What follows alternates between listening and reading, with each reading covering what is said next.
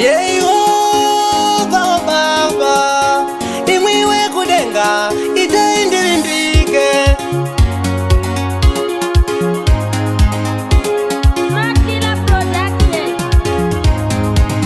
Muno usavimba naye muno anokurasisa kunyange hama yako imwe varume anokurasisa muno usavimba naye muno anokurasisa kunyange hama yako imwe varume anokurasisa anofamba newe achifamba newe asi paunowira mugomba iye anotomanya ukuziya anofamba newe iwe achifamba newe asi paunowira munamo iye anokuziya woti shuhande zvake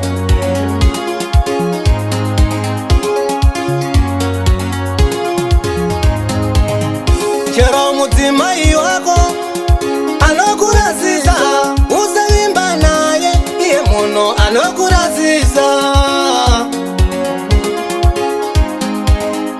chero murume wako anokurasisa usavimba naye amono anokurasisa mupenyu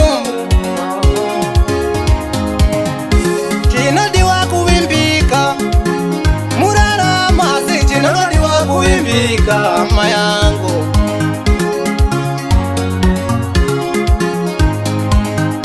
zvinoda ucherechedze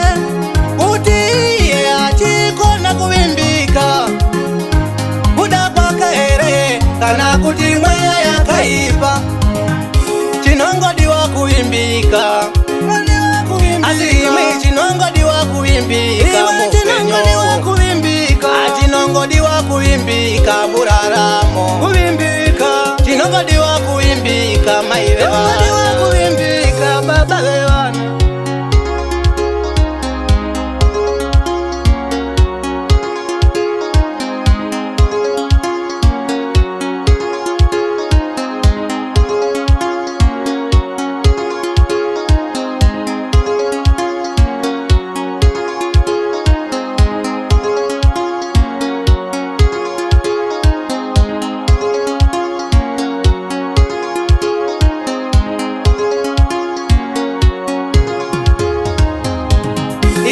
akakubatsira kana akakubatsira iye anofamba achireva dai ndisini uyo anotofamba achireva kutoti dai ndisini waizodiniko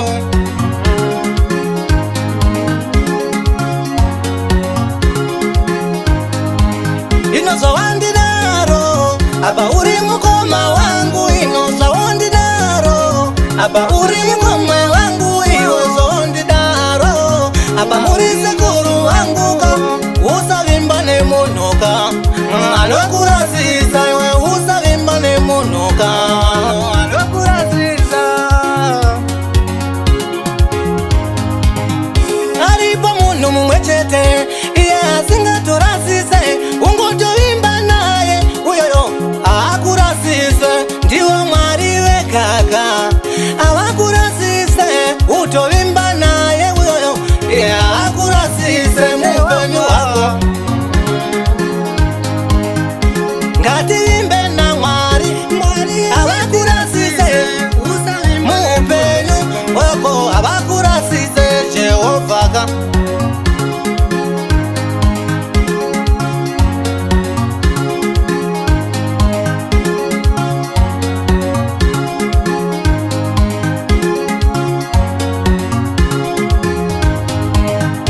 ndotovimba nemwi mwari amurasise ini ndotovimba nemwi jehovha amurasise ndotovimba nemwi baba amurasise ndotovimba mamono iye akandirasisa pakawandisa iye akandirasisa pazhinjika anokurasisa achero mudzimai wako ndiye munhu anokurasisa chero murume wako ndiye munhu anokurasisa chero muningi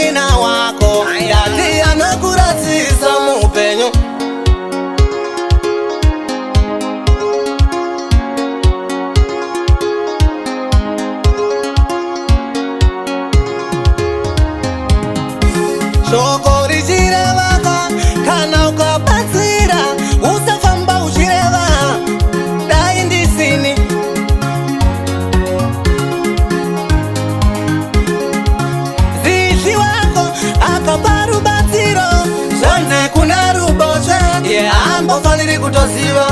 zihi wako uyu kana akatobatsira varume kuna ruboshwe kati hamba faniri kuziziva ndozvinaita shoko